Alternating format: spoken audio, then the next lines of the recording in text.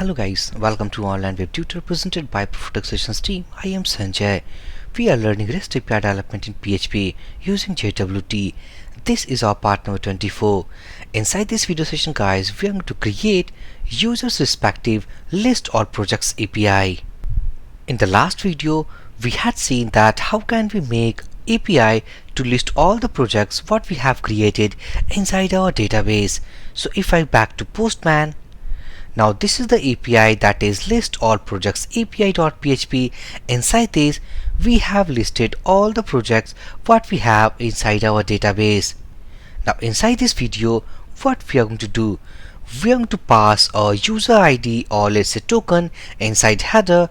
On the basis of that token we will receive user ID and filter out all the projects of that user ID from this list. Let's say that inside this list, as we can see that user ID has value equal to 7, means project number 3. Scroll down, as we have called user ID number 6, project number 2, and also we have one more record, something called user ID 6 and project ID equal to 1. So on the basis of user ID equal to 6, we are going to take the 2 values from this array instead of 3 values. It contains all the data like 7 and 6, but inside this video we are going to make an API that contains only respective user project details. So back to code editor. Now inside this v1 folder I am to create one more file. So v1 folder, create that file, and let's say user projects API.php, and inside this file firstly I am to copy all the code what we have written list all projects API and copy that and pasting inside this file. Only inside this file we need to receive about JWT token from the header.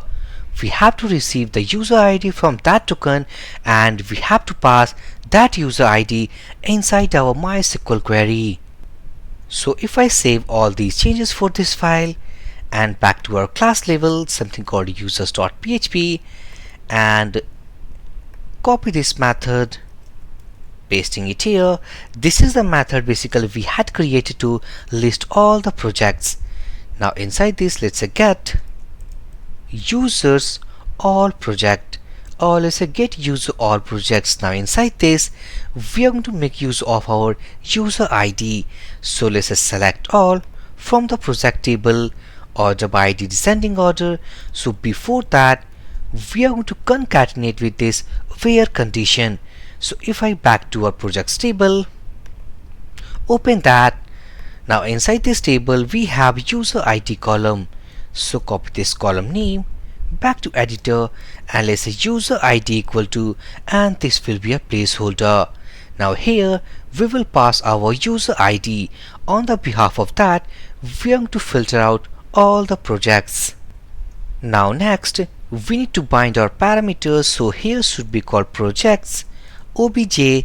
This is obj, and inside this I am to use called bind param, and inside this as we know that user ID contains only about numeric values, means integer values. So inside this case I am to pass I as a placeholder, and in the next we are going to make use of called this underscore and the user ID. This is class level property or variable we have defined at the topmost position. So this is how we have initialized this variable, put inside this means placeholder, and filter all the projects from this list. Now if I save all these changes, copy this method name, back to our file, and if I scroll down, so instead of get all projects we have to call get user all projects. All we have implemented now, but next we have to implement about retrieving, or let's say taking about JWT token from the header. So firstly for that we need to include about 2 required lines for the JWT. So if I back to create projects API file, and inside this these are the 2 lines what we have discussed. So copy that, back to this file, and I'm to pasting it here. Now inside this API call, we are going to again use call getRequestType, and after copying these lines, if I scroll down, next we have to retrieve about the headers. So if I copy, go inside this file, and this time we have successfully retrieved about headers. This is a PHP function which gives you about all the headers which is used to make this API call. Now from these headers, we are going to retrieve our JWT token. So let's say JWT, it should be headers, and it will contain called authorization key. Means inside this authorization key, we are going to pass our JWT token. Now next we have to decode about JWT token. So before decoding, we have to wrap inside try and catch block. So inside this try catch block, firstly we need to make our exception object, and if I collapse all these codes, scroll down, and we have to move all these sections inside our try block. So here pass all the codes. Again if I copy this output format, pasting inside this catch, and let's say that if any exception occurs, then inside this block HTTP response code will be 500, and inside this message I am going to put about exception object message, something called get message. So this is all about our catch block. Now let's say that we have no exception, means successfully we have passed, and take JWT from this authorization header. Now next we have to actually decode that. So for the decoding, we need three parameters as we have discussed in our previous video, something called JWT. We have called decode method, and inside this the first parameter we have to pass our JWT token. In the next we have to pass our secret key. So let's say that if I back to create projects API, and as a secret key we have used this key, so copy that, back to our file, pasting it here. So pass this variable inside the second parameter, and in the third parameter we need to pass the algorithm used. So if we go here, now inside this is the algorithm we have used, so copy that, back to this API and pasting it here. All we have done now.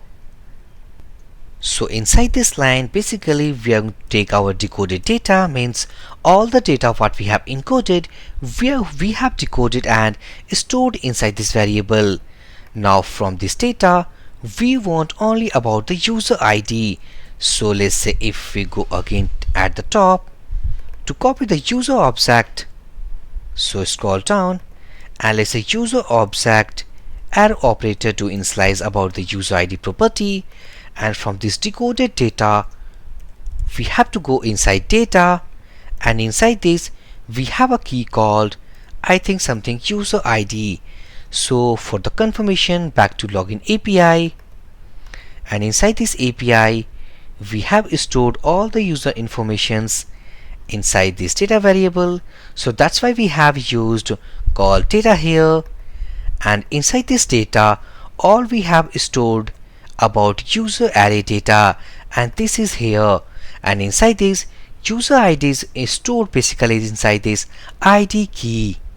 So copy that, back to this API, and we are going to use called ID key. So successfully we have initialized about the user ID parameter, and we have called this method, and inside this method all we have done before initializing also. Now all we have done with this API call. Now just back to our postman. Now inside this postman, firstly we need to generate our JWT token. So back to login API, and I think that we have called that successfully, and inside this is the detail. So if I click on send button, now this is the token. So if I copy this JWT token, and before calling that, again if I copy this URL to make our user API call, convert into get request type, and inside these headers copy this token back here. This is not the API call. If I again back to next tab, and this is all about. So inside headers, I'm to pass our authorization key as the key what we have discussed and fetched. This is not about JWT token. Again back to login API and copy the generated token and pasting it here. Now inside this we have to change our, let's say, list.